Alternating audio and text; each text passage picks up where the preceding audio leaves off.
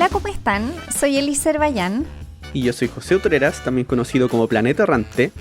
y les damos la bienvenida a Jugo de Ciencia, un podcast de dos astrónomos que hablan de cualquier cosa de ciencia. Y Elis, ¿te tocó muchas veces quedarte despierta de noche? En realidad esto es bastante normal en la vida de la gente en astronomía. No tantas, no me tocó tantas veces. Lo bueno de ser radioastrónoma es que puedes pedir turno de día. No necesitas pedir, no te necesitas quedar de noche, así que eso siempre fue bueno. Pero yo diría que en la universidad sí. En la universidad sí me tocó, no quizás toda la noche, pero dormir poquito sí. ¿Y tú? Sí, la verdad es que dormía bien. Dormía bien. Y ahora me doy cuenta que seguramente eso fue muy beneficioso. Porque justamente el episodio de hoy es sobre dormir. Así que estuvimos leyendo varias cosas sobre dormir, los efectos del sueño, en la mente y en otras cosas. Y tiene varios beneficios. Y ahora me siento bien en una etapa de la universidad, leer libros en lugar de ir a las clases que empezaban muy, muy temprano. Sí, creo que fue bien ilustrativo leer sobre este tema. Algo que yo creo que todos sabemos que es importante, pero creo que quizá no nos damos cuenta cómo funciona y como, por ejemplo, que calentar la materia no es la mejor idea del mundo. Calentar la materia. Bueno, sí, también pasa otra cosa, que en algunos lugares, al menos a mí me ha dado la impresión de que se suele venerar la falta de sueño. Ah, como que socialmente es bueno porque implica que te esforzaste mucho. Claro, esta persona es trabajadora porque duerme poco. Parece que en Japón pasa eso. Sí, hay una estadística del sueño por país, ustedes pueden buscarlo. Nuestro país, Chile, está como al medio de la distribución de sueño. Y Japón está muy abajo en la cantidad de horas de sueño por día. ¿Y cuál es el país que más horas tiene? Los países que más horas tienen son los países del norte de Europa. Esos son los países que más duermen. Tiene sentido. Tienen jornadas laborales también más cortas en algunos lugares. Sí. Bueno, también podríamos contar de dónde leímos algunas cosas. Sí. Antes de comenzar el episodio del sueño. Yo en general no suelo leer mucho libros físicos, sobre todo, para preparar episodios. Pero justo para este episodio del día de hoy tenía un libro en casa que se titula La ciencia del sueño o Amanecer de una noche agitada, de Diego Calv y Ana Moreno, de una serie que se llama Ciencia que ladra. Si alguna vez van a alguna librería y los encuentran, esta serie se los recomiendo muchísimo. Son libros de divulgación y hay de todos los temas. Tengo del deporte, está este del sueño, hay un montón. La mochila del científico. Y están bien entretenidos. La verdad es que me entretuve harto. Aprendí muchas cosas que no sabía. Si yo me encontré con un libro escrito por un periodista que tenía problemas de sueño, pateaba mucho a su mujer, así que ella lo mandó a una clínica del sueño. Y cuando le dijeron, bueno, en realidad no podemos hacer nada por usted, se puso a investigar sobre dormir, la historia del estudio del sueño, y escribió un libro que se llama Dreamland. No encontré este libro en inglés. Espero que en algún momento lo traduzcan. En español pero no lo encontraste. Sí, en español. Lo leíste en inglés. Sí, en español no lo encontré. Sí. Se llama Dreamland, que sería la tierra del sueño, y las aventuras en la extraña ciencia del sueño. Y tiene algunas historias interesantes, como que te cuenta una historia y después comienza a explicar la ciencia detrás de esa historia. Bastante entretenido el libro. Ya, y fuera de eso, o sea, vamos a contar algunas cosas que aprendimos de los libros, de otras cosas que leímos también, pero podemos partir tal vez con un poco, no sé si de historia, pero de cómo el sueño está sumergido en algunas culturas, y donde una que uno siempre menciona, yo creo que está por estar tan conectada con los libros que uno lee, son los griegos. Siempre aparecen los griegos. Es como la colonización de todo el mundo. En todas partes uno tiene que hablar de los griegos. Y bueno, igual me gustaba esto porque en Grecia estaba esta creencia de que el dormir o el sueño era una especie de estado entre la vida y la muerte. Y de hecho esto se nota en sus deidades, porque el dios, que era la personificación del sueño, Hipnos, era hermano gemelo de Thanatos, que era un dios del inframundo. Y los padres de ellos, que eran Nyx y Erebus, eran correspondientemente la diosa de la noche y el dios de la oscuridad. Entonces estaba todo eso relacionado, la muerte, la oscuridad y el sueño. Era como todo parte de la misma historia. Tiene lógica. Sé que digo esto en todos los episodios, pero de verdad encuentro que tiene lógica pensar que el dormir y el morir tienen alguna relación. Sí, igual suena que tiene sentido, que tiene algo de sentido esto. Seguramente también por, no sé, yo imagino que deben haber soñado con personas que ya no estaban. Eso es algo que debe pasar mucho. ¿Que no estaban dónde? Que habían fallecido. Ah. Que no estaban, que estaban en el otro mundo. Sí, habían tomado el barquito y se habían ido al otro mundo. Sí. Y también, como al dormir hay sueños, eso tiene una gran relación con distintas creencias en las distintas culturas. Porque igual todos nos preguntamos si los sueños significarán algo. Yo creo que a todos nos pasa un poco. A veces a uno le gustaría y a veces no. Hay veces que mejor que no. Como en las pesadillas del José, con volcanes y con cosas así. Pero cuando uno tiene sueños bonitos, como que a veces uno quiere que sucedan. Entonces, me imagino que en varias culturas deben haber tenido distintas interpretaciones de lo que las personas vivían en sus propios sueños. Sí. Y bueno, por mucho tiempo, en varias culturas se veneraba el sueño, o había cierto respeto al sueño. Pero parte de esto se comienza a perder cuando ya entramos en la era de la revolución industrial y cuando comenzamos a tener luminarias. Y una persona que cambió mucho esta historia fue Thomas Edison, que introdujo de forma industrial la iluminación eléctrica a las ciudades, al mundo. Y de hecho, él en 1914 dijo: realmente no hay ninguna razón para que las personas deban ir a dormir en lo absoluto. Pero ¿sabes qué leí también? Uh-huh. Que hay personas que necesitan biológicamente dormir muy poquitas horas. Y una de las cosas que les pasa es que les cuesta mucho entender por qué el resto de las personas necesitan dormir más. A lo mejor él era una de esas personas. Sí, aunque hay otras personas que también pensaban eso mismo y terminaron sufriendo consecuencias, que vivieron mucho después, eso sí. Sufrieron enfermedades que yo creo que en este momento todavía no se conocían, en el momento de Edison. Y de hecho también por ese tiempo ya existía una pastilla para dormir, porque en 1903, más o menos por esa época, se creó la primera pastilla para dormir que se llamaba Barbital. O sea, ese era el compuesto. El nombre que le habían puesto era Veronal, porque según uno de los creadores, que aquí está Emil Fischer y Joseph von Mering, según Joseph, para él Verona era una ciudad que le daba sueño. Entonces le pusieron Veronal. ¿Verona? ¿Por qué Verona habría sido una ciudad que le daba sueño? No tengo idea. Qué curioso. Sí. Pero no era eso, o tal vez era que la gente ahí dormía mucho. Había una asociación ahí entre Verona y esta pastilla para dormir. Y esta pastilla se hizo muy popular luego de que se comenzó a usar la iluminación eléctrica. Y para 1930 en Estados Unidos ya se consumía mucho esta pastilla para dormir. Era muy popular. No sé, yo pensaba que esto de las pastillas para dormir, el consumo era un poco más moderno. No que tanta gente la consumía tanto tiempo atrás. Que me imagino que además en la época no se conocían los efectos adversos del uso de somníferos. Porque hoy en día sabemos que pueden generar un grado de adicción, que no se pueden dejar de tomar de golpe y ese tipo de cosas, y antiguamente no se conocían esas cosas. Deben haber pensado que era más o menos como tomarse un dulce que te ayudaba a dormir. Sí.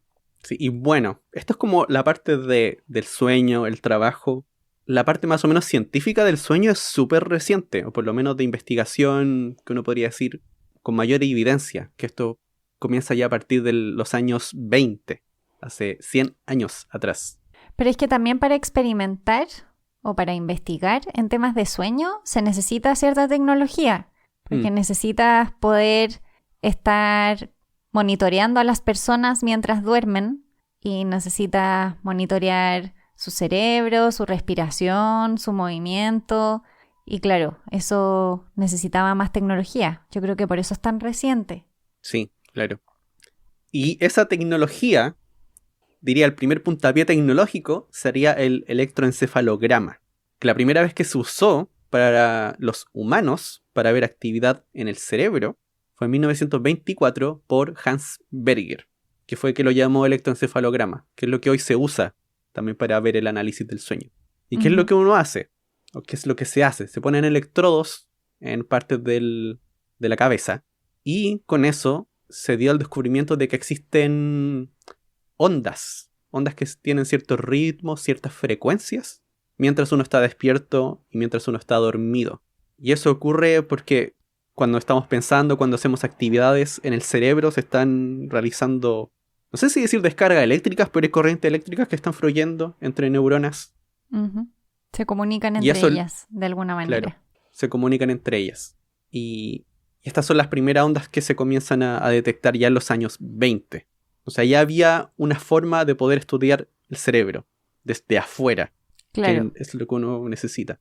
Y el otro puntapié, porque ese era un puntapié en cuanto a estudiar el cerebro, y el puntapié para el estudio del sueño, se dio en 1925 con el doctor Nathaniel Kleitman, que se considera el fundador de la investigación del sueño. Y él abrió el primer laboratorio de sueño en la Universidad de Chicago. Y es interesante porque en ese tiempo aún la gente sentía que no era una área muy seria de investigación, el área del sueño. Que seguramente no tenían idea de cuáles eran las implicancias del dormir. Entonces debe haber parecido algo bastante banal como estudio. Sí, yo creo que debe sido bastante banal. O sea, para el resto de las personas. Algunas de las cosas que hacía era estudiar los cambios de temperatura. Pero una de las cosas que cambia a Nathaniel Kleitman es cuando llega otra persona a esta historia, llamado Eugene Azerinsky, que él llega a la Universidad de Chicago, él quiere trabajar con alguien como en el área más biológica, pero él quería estudiar órganos. Y para su problema, las personas que estaban aquí en esta universidad, todos trabajaban a nivel celular, y el único que estaba trabajando en algo parecido a un órgano, que en este caso era el cerebro, era Kleitman. Y con pocas ganas, o igual con algo de ganas, fue a hablar con él, le dijo: profesor, quiero trabajar con usted en una tesis. Y él no tenía nada de experiencia, así que igual iba algo asustado, pero al final lo aceptó, como profesor guía. ¿Y de qué hizo su tesis? ¿De qué hizo su tesis?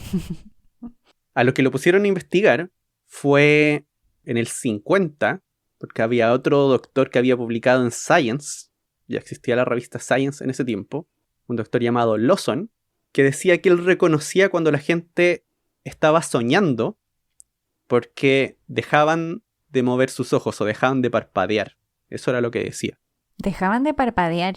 Sí, o sea, esa era su idea de que estaban soñando. Sí, ya. Eso era lo que él decía. Y él estaba poco convencido, entonces le dijo a Eugene: ya, investiga esto para ver qué pasa. Y en parte de estos experimentos, aquí me encontré, que esto fue en 1951, hizo experimentos con su hijo de 8 años. Ahora, no sé si no hay que preocuparse. Muy ético. Porque, sí, tal vez no sea muy ético, pero por suerte el experimento solamente era poner unos electrodos en la cabeza y dejar que durmiera. ¿Ya? ¿Sabes no era nada más que eso por mientras. No suena bien. O sea, yo sé que no pasa nada cuando te ponen electrodos así como para mientras duermes, pero no suena bien cuando lo dices. Así como, no pasa nada, solo le ponía electrodos en la cabeza. Sí, tal vez no suena bien. Y una de las cosas que comenzó a notar era que en cierta etapa del sueño, el electroencefalograma se movía como si él estuviese despierto. Y él iba a ver a su hijo y veía que estaba durmiendo, que no respondía. Uh-huh. Y comenzó a darse cuenta además que el electroencefalograma se movía al ritmo que se movían los ojos de su hijo. Entonces ahí había una relación. Algo estaba pasando en ese momento. ¿Y no vio que parpadeaba el hijo? No, al final lo que se concentró es como olvidemos el parpadeo, que fue lo que le dijo a su profesor guía, y concentrémonos en esta otra cosa, que después se dieron cuenta que estaba moviendo los ojos. A lo mejor esta otra persona, Lawson, como que había visto a alguien que tenía un sueño extraño y que por eso parpadeaba. Tal vez.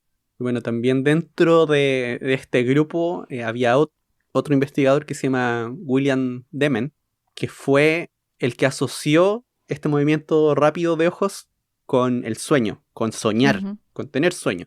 Y él acuñó el nombre REM, que en español he visto que es MOR, movimiento de ojos rápido, o movimiento ocular rápido, pero casi todo el mundo le dice REM, que son las siglas en inglés. Sí. El sueño REM. Aquí se había descubierto finalmente el sueño REM, en los años 50, recién. O sea, en los años 50 se dieron cuenta de que había una etapa del sueño donde las personas movían los ojos y tenían un electroencefalograma activo, de alguna manera. Claro, que era similar a cuando estaban despiertos. Entonces era como que estuviesen haciendo cosas, pero estaban inmóviles. Ahora, la manera en que comenzaron después a investigar estas cosas para estar seguros de lo que estaban concluyendo no es muy bonita. Esto me recordó bastante a las historias que contábamos sobre la exploración espacial y los experimentos ya empezamos en animales. Con los animalitos. Sí, pero aquí otra persona llamado Michel Jouvet hizo experimentos con gatos y comenzó a estudiar el sueño REM. También esto fue a finales de los 50. ¿Y qué fue lo que hizo? Bueno, él se dio cuenta que durante el sueño REM todo el cuerpo está inmóvil, excepto los ojos y la respiración, pero todo lo demás está quieto. Y lo que hizo fue experimentar con gatos y dañó parte de su tallo cerebral, que es la parte que controla movimientos, una parte que inhibe los movimientos cuando uno está dormido. Y lo que hizo finalmente fue que cuando los gatos entraban en este estado REM, cuando sueñan, no podían evitar no moverse y se movían. Ya. Entonces, esta fue como la confirmación de que los gatos estaban soñando en ese estado REM.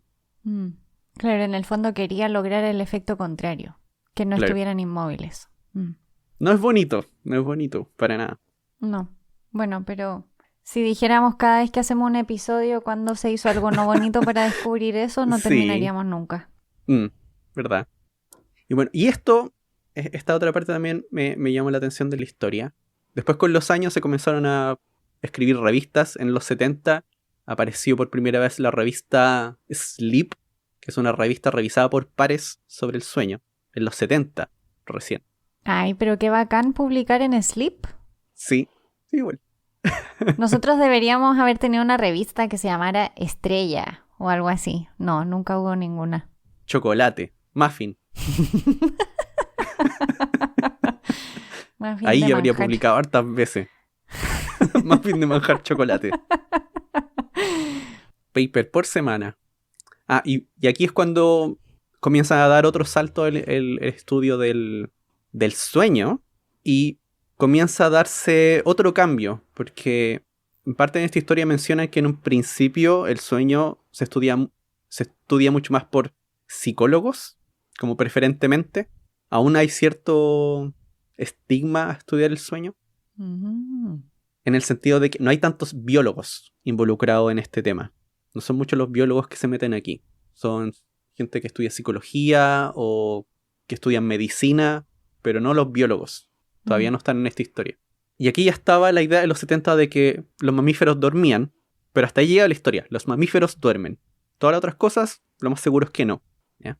Claro, que es como en verdad un conocimiento súper amplio. Sí. Porque además los mamíferos duermen de formas muy distintas. Claro. Y en los 70s, una persona que se metió en este tema, que fue algo polémico, fue Irene Tobler, que era de la Universidad de Zúrich y estaba estudiando cucarachas. Y ella quería encontrar alguna manera diferente de usar el electroencefalograma, porque no le puedes poner unos... ¿Cómo se...? No le puedes poner un electrodo a una cucaracha, po, si es ínfima. O sea, le puedes poner el electrodo. Ahora, no creo que estés realmente viendo qué pasa en su cabeza. Vas a ver cualquier cosa. Sí. Entonces, lo que ella quería era tener algún otro criterio para saber si es que las cucarachas estaban realmente durmiendo o no. Entonces, en parte de estos criterios que ella define, uno de esos es la homeostasis del sueño. Y lo que es la homeostasis es como este equilibrio del cuerpo, como ciertos procesos que te llevan a un equilibrio. Entonces la idea es que si te falta el sueño, después vas a tratar de recuperarlo para que el cuerpo llegue a un equilibrio. Esa es como la idea. Entonces, ¿privaba a las cucarachas de sueño? Claro, privaba a las cucarachas de sueño y veía si cambiaban sus posturas, dependiendo de cuánto las privaba del sueño. Y es cuando comenzó a tener evidencia de que sí dormían, de que tenían estos periodos de inactividad y que necesitaban recuperarlo después. ¿Y cómo las privaba del sueño? Que Es que me parece complicado, no sé cómo decir. sí. Yo imagino que las movía. Sí, es que no sé cuáles son las cosas que le molestarían a las cucarachas para no dormir, por eso me lo pregunto. Cierto, tienes razón. Pero bueno, ella hizo estudios con cucarachas, con escorpiones y con muchos otros animales de esta misma manera. Pero lo que cuenta ella es que cuando ella comenzó a hacer estos estudios, la gente se burlaba de ella en sus primeros años. No la tomaba en serio. ¿Y por qué no eligió otro animalito que hubiese sido más fácil que una cucaracha? Porque a lo mejor si hubiese tomado un gato mismo, pero sin hacerle lo que le hicieron en el otro experimento con electrodos. A los gatos sí les puedes poner electrodos. ¿Había alguna razón por la cual elegía cucarachas? Es que también lo hizo con gatos. También hizo experimentos con gatos y con otras especies. También lo hizo sí. con especies más grandes, ya. Sí, pero su objetivo era tratar de mostrar si es que otros animales podían dormir sin la necesidad de usar electrodos, que eso era lo que me molestaba. Ella quería estudiar si es que otros animales dormían, pero necesitaba otro método. Claro. Otro método para comprobarlo, que fuese diferente. Y es cuando llega a este experimento de comenzar a privar del sueño y ver que los animales necesitan llegar a un equilibrio. Y es curioso porque para el día de hoy hay hasta unos animales que tienen sistemas nerviosos que son súper simples, como por ejemplo que unos animales que no tienen algo que uno podría reconocer como un cerebro y que necesitan dormir, necesitan tener esta regulación de tener un periodo de inactividad para poder llegar a un equilibrio. Entonces ahora hay como una diferente definición del sueño, donde tal vez no sea necesario el cerebro, como que está esa duda todavía de cómo surge el sueño evolutivamente. Entonces por un lado tenemos investigaciones de sueños que digamos son las cosas que nos interesan tal vez a nosotros, de cómo nos afectan a nosotros, pero también está el estudio del sueño en el área de biología, de cómo aparece en la evolución, en qué momento aparece el sueño. Súper buena pregunta. Además, tomando en cuenta que el sueño en nosotros, con el envejecimiento, también cambia harto. Entonces, sí. Qué interesante. Sí, muy bacán.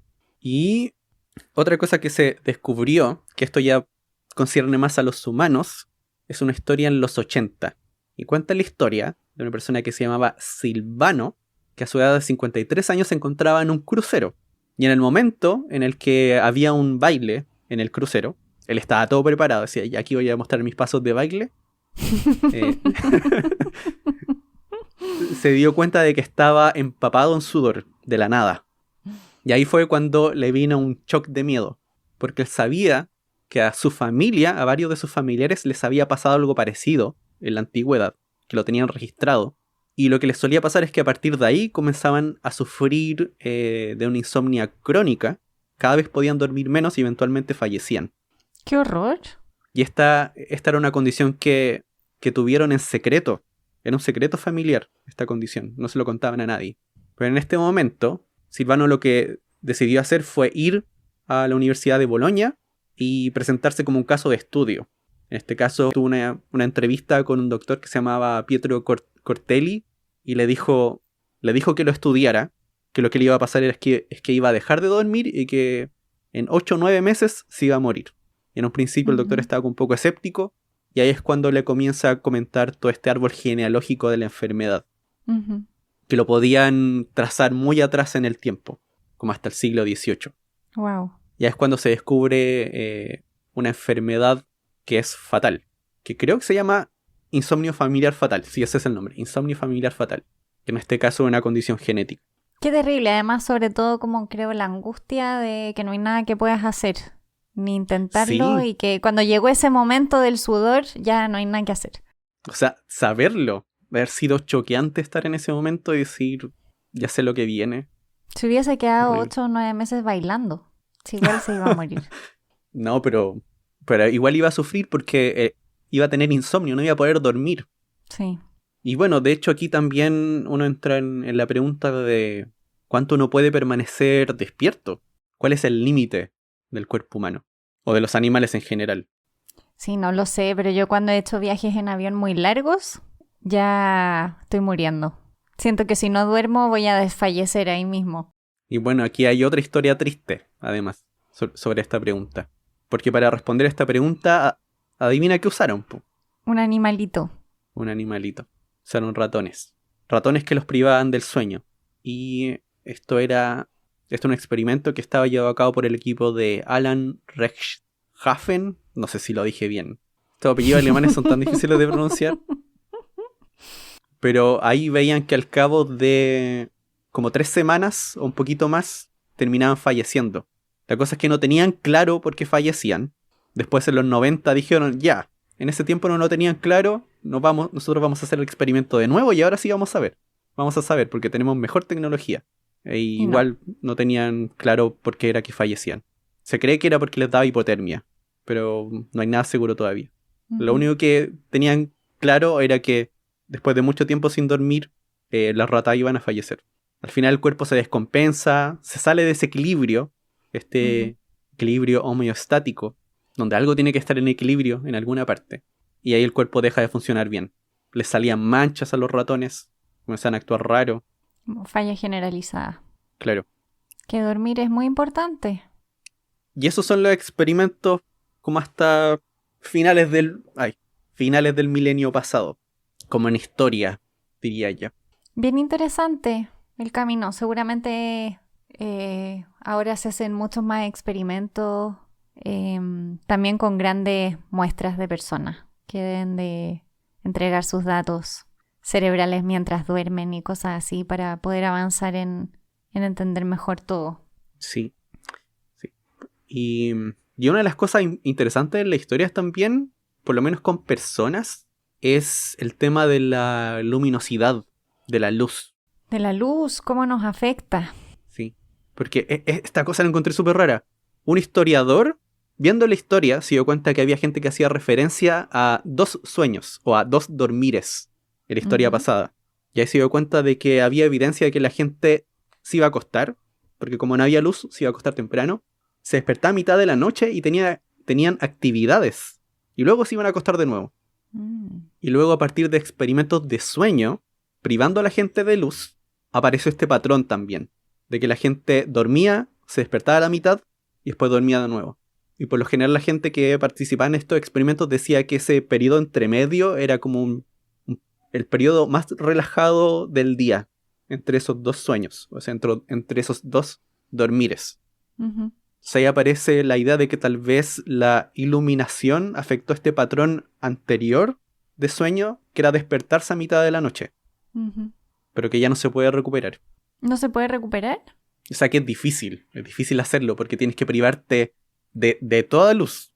Claro, es que al final ahí entramos con el tema del ciclo circadiano y cómo nuestro cuerpo identifica que es de día o es de noche. Y estamos diseñados para dormir de noche. Nuestro cuerpo genera melatonina, que nos ayuda a conciliar el sueño cuando se oscurece. Pero hoy en día ya nunca se oscurece. Tienes la opción al menos de que nunca se oscurezca. Claro, como ahora que estamos grabando tarde y estamos iluminados por todas partes. Por supuesto, claro. Este es el ejemplo perfecto. Aquí con el computador delante, el foco, el tablet, todo así iluminándonos. Sí. Y de hecho, nosotros en el mundo astronómico hablamos mucho de la contaminación lumínica, porque la contaminación lumínica impide que podamos ver cielos oscuros de noche, pero lo que quizá muchas personas no saben es que la contaminación lumínica principalmente nos hace mal a nosotros y a todos los otros animales. Sí. Porque no le permite a nuestro cuerpo en forma correcta identificar cuándo es de noche. Y entonces el cuerpo no genera la melatonina que necesita a tiempo y se genera insomnio.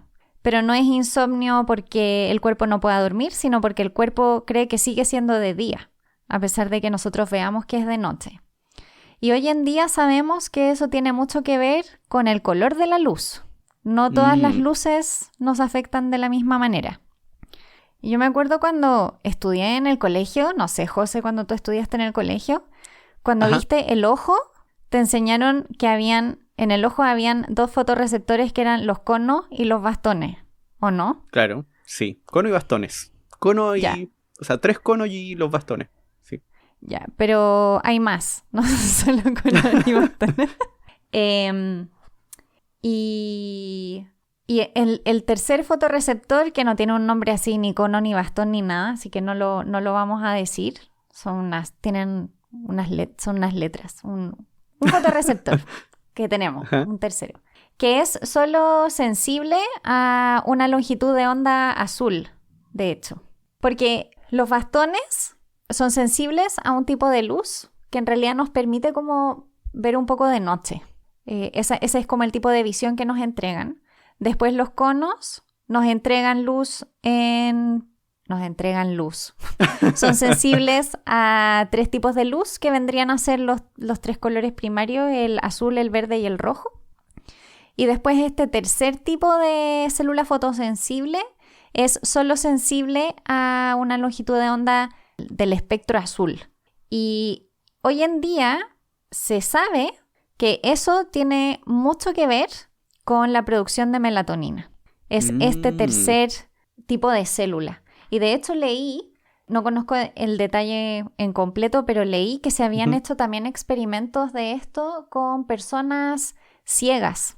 Ah, Porque las personas ciegas efectivamente no ven imágenes, pero su cuerpo igual es capaz de detectar señales de día y noche. Igual tienen un ciclo circadiano. Entonces leí que también habían habido experimentos con personas ciegas. Y este tipo de luz proviene principalmente de la luz del sol, que es la luz de día. Pero hoy en día las ciudades están cubiertas de luces LED. sí, luces LED. Luces LED blanca. Claro, la tecnología LED por defecto es como blanca-azul y el LED amarillo es un LED que tiene un filtro encima que bloquea parte de la luz más azul para que la veamos más amarillenta. Entonces por eso tienden a ser más blanquecinos. Así que cada vez que estamos expuestos a luz azul, ya sea de luz LED o las pantallas del computador, del celular, del tablet, todo lo que tenga como luz tiende a tener un tono azulado, a no ser que hagamos algo al respecto. Eso impide que nuestro cuerpo pueda generar el sueño a tiempo. Impide que se genere la melatonina y que podamos conciliar el sueño rápidamente. Claro.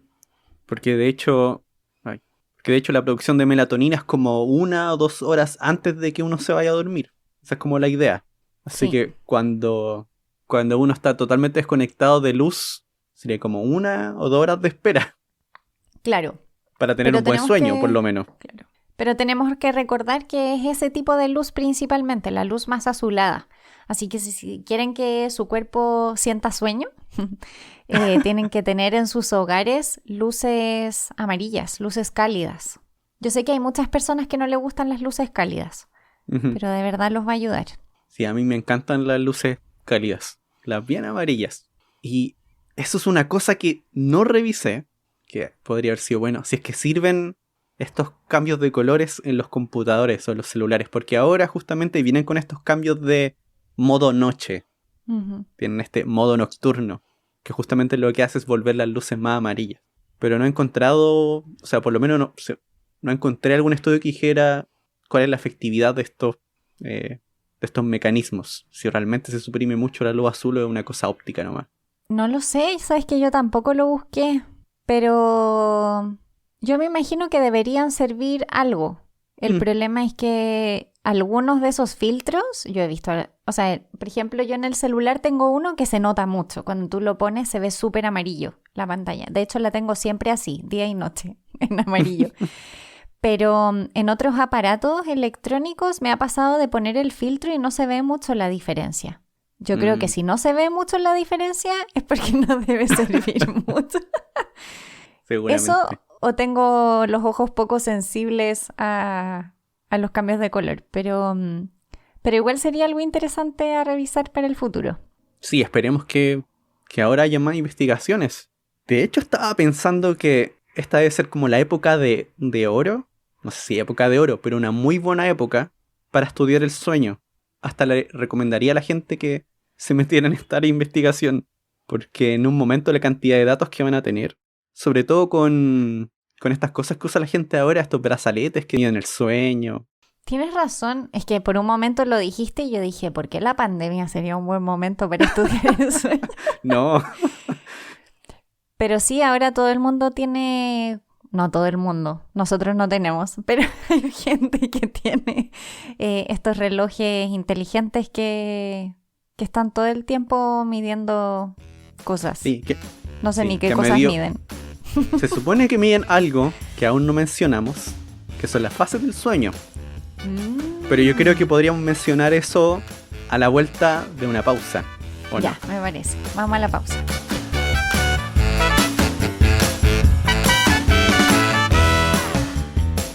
¿Sabías que en 1964 Randy Gardner, de 17 años, estuvo despierto por 11 días en el intento de romper un récord? Randy fue vigilado por un equipo de investigadores de Stanford, quienes reportaron varios cambios cognitivos como cambios de humor, pérdida de memoria, paranoia e incluso alucinaciones.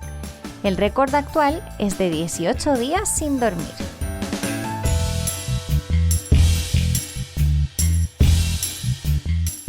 Y volvemos con más ciencia del sueño. Sí, ya estamos por acá y solo agregar, no hagan el intento del ¿sabías qué? No lo recomendamos. No, no, no para nada. No sean tontos, por favor. Es más fácil perder que ganar ahí. Sí. Me refiero a perder en el cerebro. Sí. Oye, y hablando del cerebro, José, cuando uno duerme, hay veces como que uno se despierta y se despierta como súper mal, así como muy perdido y no tiene idea dónde está. Ah, Y a veces uno se despierta así como lechuga, como que hubiese sido como el momento propicio, exacto, todo perfecto. ¿A qué se debe eso? Sí. Bueno, eso se debe a que el sueño no es igual. El sueño no es igual durante toda la noche. Tiene un ciclo de sueño, que en adultos tiene como un periodo de 90 minutos en promedio, porque no es igual tampoco durante toda la noche, pero es un ciclo que se va repitiendo en el cual uno está entrando en distintas etapas del sueño. Que aquí encontré algunas diferencias en una parte, por lo menos, hay una parte, pero que en principio se divide en dos. Una parte es el sueño no REM, o sea, en esta parte donde no se mueven los ojos, y el sueño REM, que es donde se mueven. O sea, es como la primera división, la más grande. Y en el sueño REM es donde uno tiene los sueños que uno suele recordar, que eso es como lo más activos en el cerebro. Que son como sueños vívidos, ¿no? Sí. Y esta también es la etapa en la cual uno, si despierta, uno va a estar bastante bien cuando uno despierta durante un sueño REM. Porque ahí el cerebro está más activo, uno está cerca de despertarse, pero es en la otra parte, en una de las otras etapas, donde esto puede ser horrible despertar. Porque en la parte del sueño no REM, primero tenemos la etapa 1. Que es cuando uno empieza a dormirse. La somnolencia o adormecimiento. Esos primeros como minutitos del sueño. Sí, cuando se te mueve una pierna, no sé si te pasa de repente. Sí pasa. Que es como que te dieran como espasmos musculares. Sí. Ahí comienza a bajar el pulso, la respiración y uno comienza a dormirse. Como la transición. Luego viene la etapa 2, que es como una etapa un poco más profunda. Y las ondas cerebrales comienzan a volver cada vez más lentas. Esa es la otra parte que va ocurriendo también. Y esa parte le dicen de sueño ligero. Que es la parte cuando a veces uno cierra un poco los ojos. Como que uno no es capaz de decir si durmió o no. Como que no le queda del todo claro el sueño ligero. Sí. También vi que esta es la parte donde las personas tienden a apretar los dientes. Y se pueden generar estos problemas del bruxismo en esta etapa del sueño. Ah, mira, qué interesante, porque yo hubiese pensado que... Pero claro, ahora después de leer todo esto de que se relajan los músculos y todo, ahora tiene todo el sentido. Pero yo antes pensaba que uno apretaba los dientes todo el tiempo. Yo también, sí. Y aquí es cuando llegamos como a la parte final, que en algunas partes vi que la llamaban la etapa 3, pero también había gente que lo dividía en dos etapas, la 3 y la 4, que es la del sueño profundo. Sí. Y esta es la parte donde el cerebro está mucho más lento. Claro, y hay si buscan, también hay partes donde juntan la 2 y la 3. Así que todo esto de las nomenclaturas es como un poco caótico. Sí. Pero más o menos en ese orden. Adormecimiento, sueño ligero, sueño profundo. Bueno, y cada una de estas cosas tiene padecimientos, po. Ahí mencionamos algunas cosas. En los sueños profundos, yo antes pensaba que era en el REM, pero en los sueños profundos la gente puede estar sonámbula o puede tener algo que se llaman terrores nocturnos, que es cuando la gente no puede despertarse. Tiene una pesadilla y no puede salir de la pesadilla. Uh-huh. A mi papá le pasaba eso. ¿En serio? Qué horror, debe ser súper angustiante. Lo que hacía era gritar y se escuchaba cuando él gritaba. Qué miedo. Y ahí mi mamá lo igual. despertaba.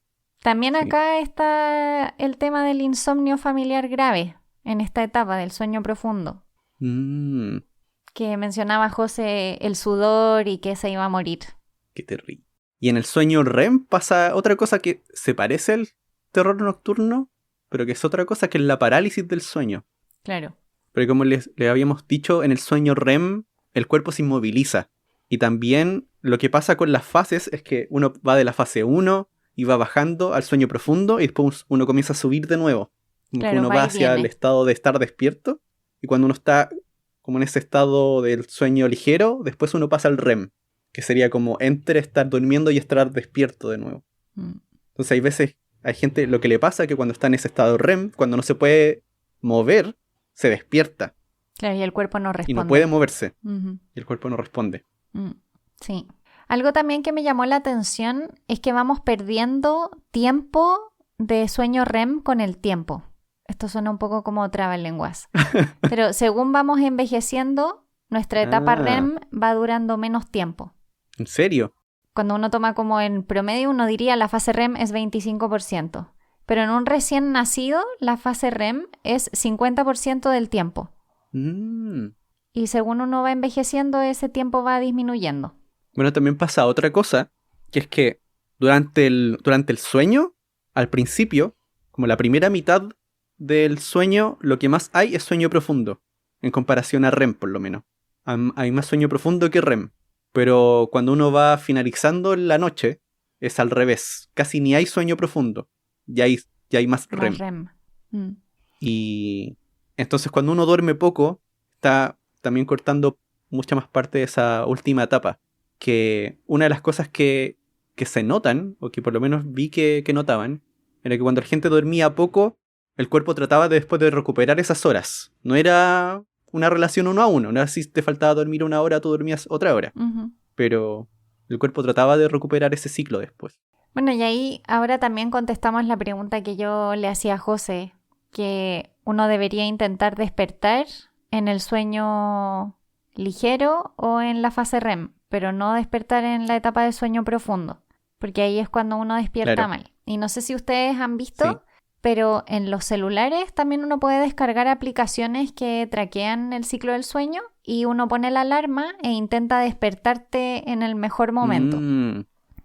Pero les aviso al tiro que si duermen con otra persona en la misma cama no va a funcionar bien. Porque las dos personas no tienen por qué tener el mismo ciclo de sueño, entonces el celular no Claro. tiene idea. Y ¿cómo se llama? Toma todos los Problemático. movimientos como parte de la misma persona, así que no funciona. Ya. Pero yo creo que si uno duerme solo, debe funcionar. Y debe ser agradable despertarse en el buen momento, todas las mañanas.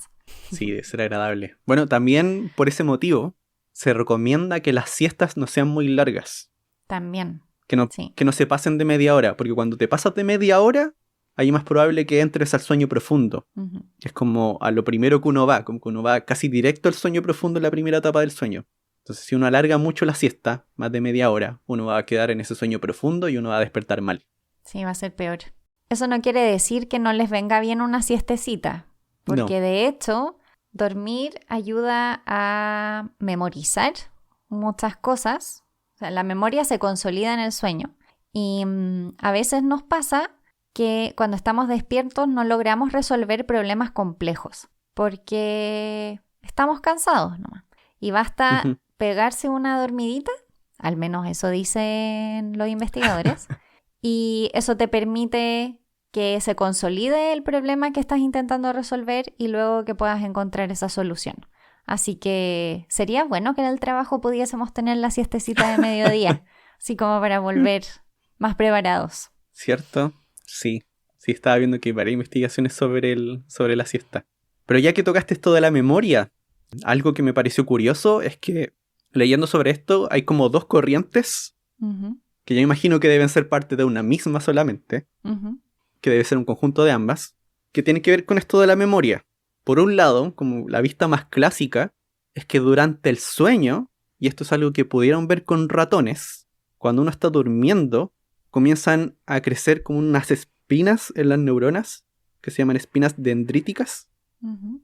que a partir de ahí las neuronas se comunican unas con otras. Por eso tienen forma como de fractal. Claro.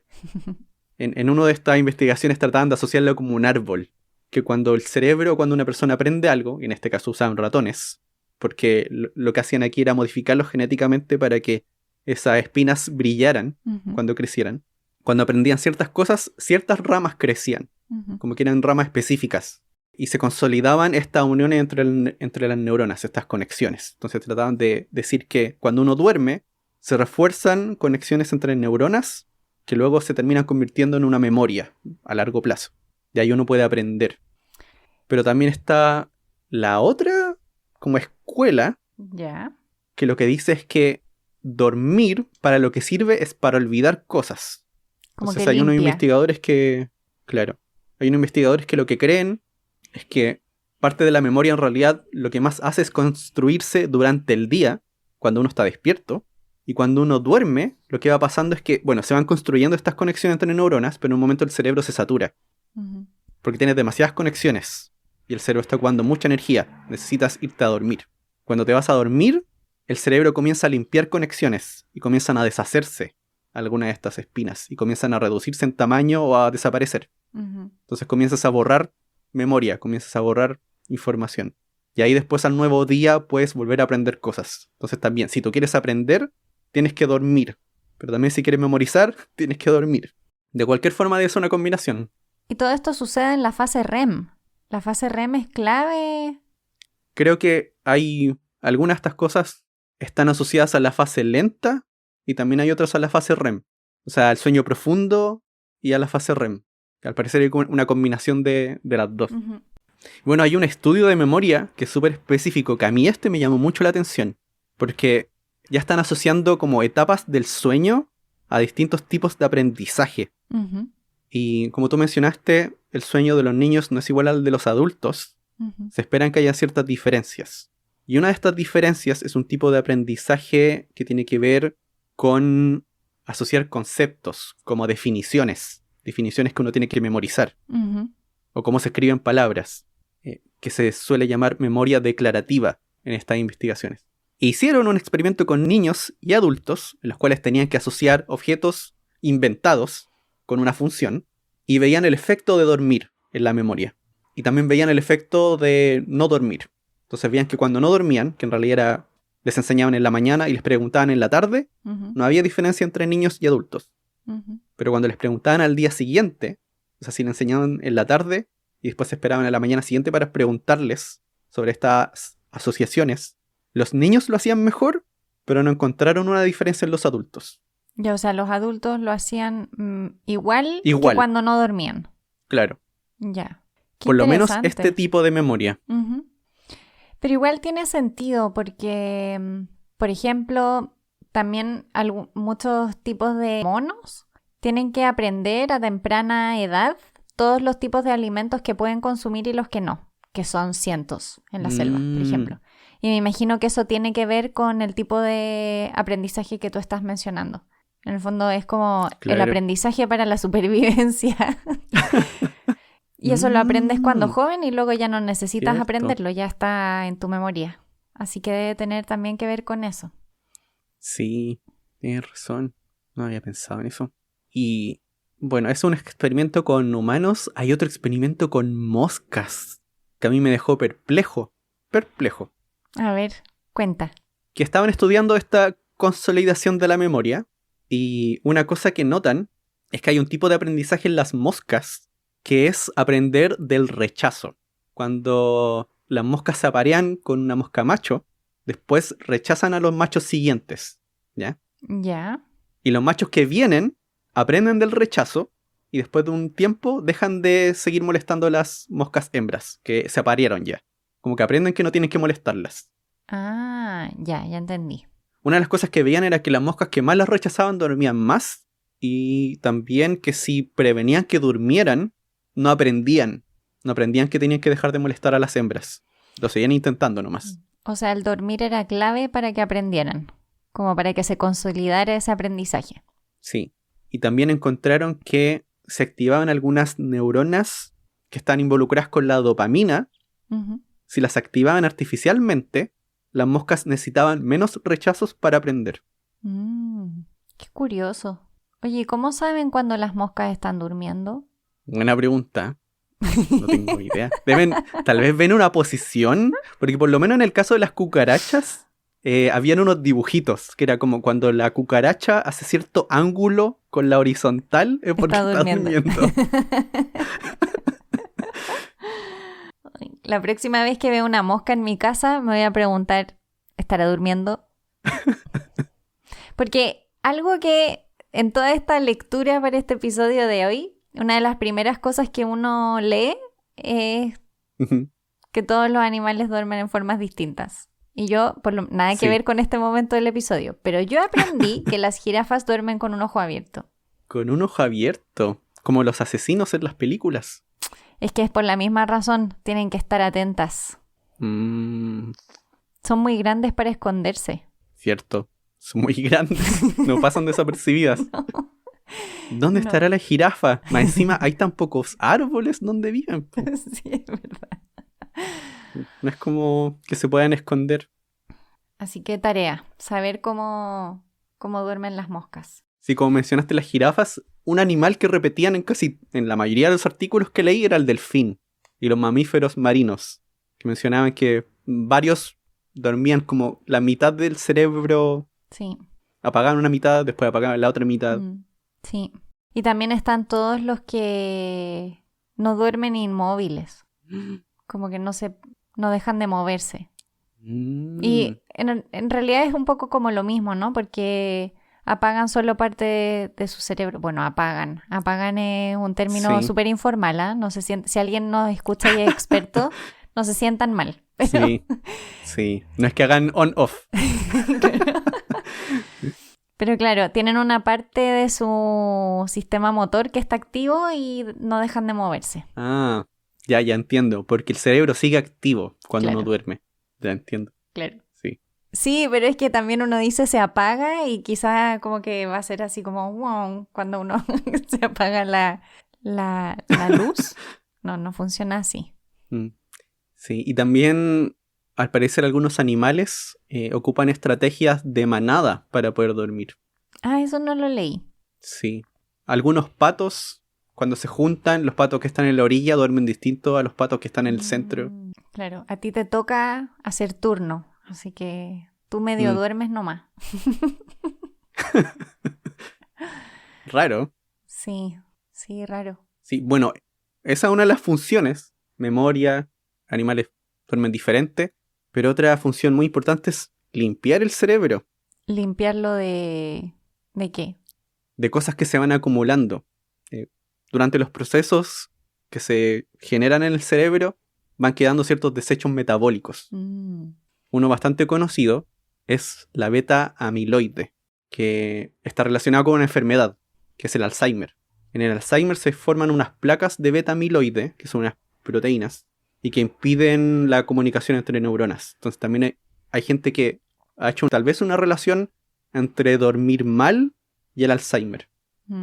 Y en el 2019, que un estudio liderado por Nina Fultz, vieron que cuando uno duerme, el cerebro comienza a llenarse más de un fluido cerebroespinal y que lo hace como en olas, tiene una frecuencia y que se parece a las frecuencias de las ondas cerebrales. Entonces son como olas que van entrando y saliendo. Y que esas serían, este sería el fluido que se va llevando esas toxinas. Qué interesante. No sabía exactamente en qué estaban, pero había leído que efectivamente estaban habiendo hartos avances con el Alzheimer porque estaban atacando la causa y no el efecto, no las placas, sino porque las placas se forman. Que parece que es un cambio enorme de paradigma en la investigación del Alzheimer. Hasta hace poco estaban luchando contra las placas, no contra la formación, no contra el origen de esas placas. Así que qué interesante. Sí. Es que aún no está tan claro cómo se lleva a cabo ese proceso de limpieza.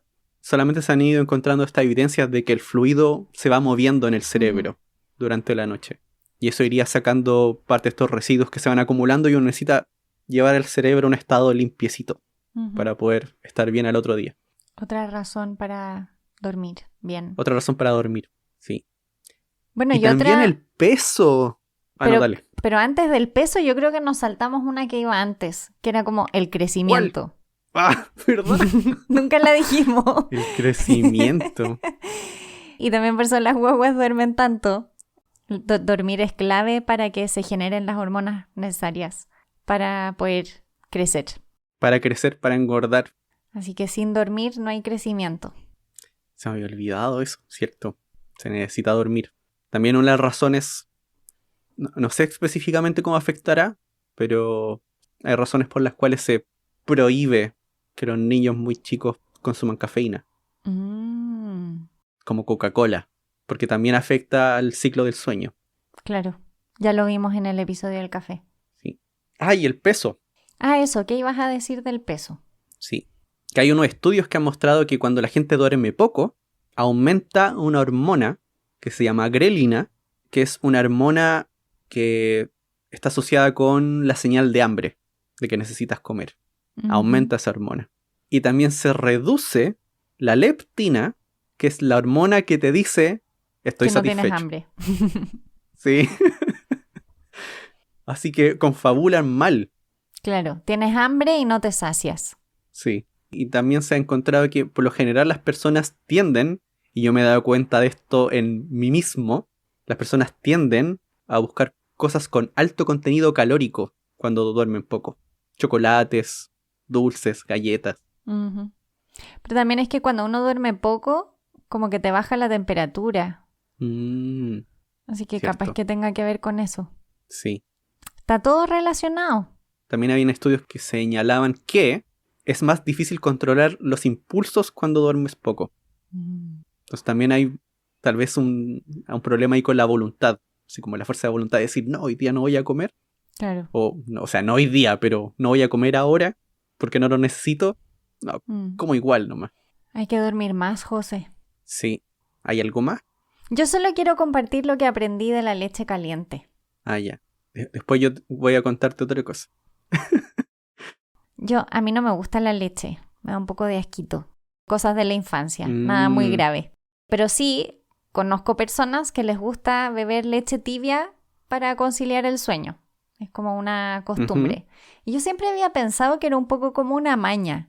Y no estaba segura de si quizá tenía solo que ver con la temperatura del líquido. Pero no. De hecho, la leche ayuda a conciliar el sueño porque contiene triptófano, que es un compuesto ¿Qué es eso? que es necesario para producir serotonina. Y la serotonina lo que ayuda es a que se genere un poco el sueño y a estar más calmado, como más tranquilo, más sereno. Entonces te calma y obviamente eso te va a ayudar a poder dormirte. Así que si a alguien que nos está escuchando le gusta beber leche tibia en la noche, que sepan que es algo biológico. No es solo un gusto personal. Hay una necesidad ahí. Qué extraño. Pucha, a mí no me gusta la leche. Lo haría. Lo haría. Yo no puedo. Yo creo, pero no. Mira, lo último que te quería contar es algo de ciencia ficción. Yo creo que aún no hay que tomarlo muy en serio. Necesita más estudio. Pero lo encontré simpático. Tú viste Inception, ¿cierto? Sí, todavía estoy confundida. Con la película. Ya, entiendo. Sí. Bueno, esta película donde trataban de sacar secretos del subconsciente o hablar con el subconsciente de una persona.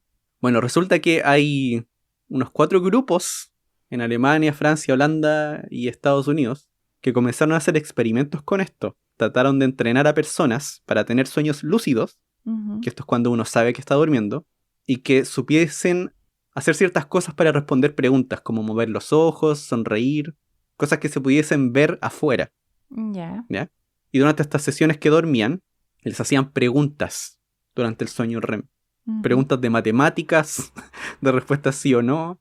Ya. Y según estas personas, en algunas preguntas, que decían que era como el 18,6% del tiempo, respondían las preguntas. Las respondían bien. Entonces estaban diciendo aquí que al parecer pudieron comunicarse con gente que estaba durmiendo. Establecer comunicación. Pero igual es 18,6%. Si eso estaba Poco. pensando, eso no sé si es realmente representativo. Claro, tal vez sea un error nomás, un error estadístico. Para eso. Hay algunas dudas todavía respecto a estos experimentos. Y también, no sé, también he visto alguna gente que es reacia a, por ejemplo, recomendar a la gente que trate de tener sueños lúcidos. Porque la idea es que Que uno no sean esté como haciendo son, actividades claro. conscientes. Aún no se entiende muy bien cuál puede ser el efecto de exigir mucho al cerebro de que tenga sueños tan lúcidos. Podría ser malo. Aunque hay algunos estudios que dicen que podría ser bueno, pero como hay tantas dudas, mejor ni intentarlo, yo creo. Sí, es curioso el tema de los sueños, porque efectivamente a veces uno tiene estos sueños absurdos que uno sabe que es un sueño absurdo, Ujú. porque nada tiene mucho sentido. Y luego están esos sueños que te cuesta saber si estás soñando y como que de repente escuchas algo, sucede algo y ahí te das cuenta de que es un sueño. Mm. El cerebro es increíble. Sí, tiene razón. A mí, en el último sueño lúcido que tuve, me pasó que estaba en una reunión con muchos astrónomos. Se parecía como una reunión de la Sociedad Chilena de Astronomía. Pura gente de astronomía en el mismo lugar, con Ujú. alguien dando una charla. Y de repente, dentro de todo este público de personas conocidas, aparece una actriz de películas de Hollywood. Y dije, no, estoy soñando. Ahí me di cuenta que estaba soñando. Yo pensé que ibas a decir algo y entonces alguien se levantó y gritó y te iba a decir, no, eso igual es posible. Todavía. Sí, a veces son detalles y también es curioso eso, que uno sea capaz como de darse cuenta estando en el sueño y Bueno. uno sigue soñando de que es un sueño. Es como que uno se tranquiliza a sí mismo. No, no te preocupes, es un sueño. Sí, aunque a veces no pasa. No siempre pasa. Yo creo que Ujú. debe depender mucho tal vez del nivel el nivel en el sueño en el que uno está. Porque por Claro. lo general cuando uno tiene un sueño lúcido, uno se despierta muy rápido. Sí, es cierto. Y ahí es que uno se acuerda de todo. Ujú. Ha sido un episodio muy entretenido. Me gustó mucho. Digo yo. Sí, Espero también. que a ustedes también les haya gustado. Me gustó Por supuesto, grabarlo. Me esperamos gustó leer información de esto. Sí, también. De hecho, tengo más ganas de leer un poco más sobre la investigación de los sueños. Y también me parece curioso que aún hay varias cosas que están ahí en duda de cómo funcionan. Por eso yo digo que sería muy genial si es que alguien está interesado en estudiar el sueño, que lo haga. Buen Para que momento. nos libre de estas preguntas. Sí. Y con eso, les recordamos que ahora nos pueden apoyar en Patreon. Porque así nos pueden ayudar directamente a que nuestro podcast siga, elijamos temas cada vez más raros y que sea cada vez mejor. Y para eso pueden ir a patreon.com/jugo de ciencia. Y recuerden que si quieren ponerse en contacto con nosotros, pueden seguirnos en redes sociales. Somos Jugo de Ciencia en Twitter, Instagram y Facebook. O nos pueden escribir, donde José les contestará amablemente en jugodeciencia@gmail.com. Esperamos que este episodio les haya gustado tanto como a nosotros y nos vemos en el próximo. Chao, chao. Chao, a dormir.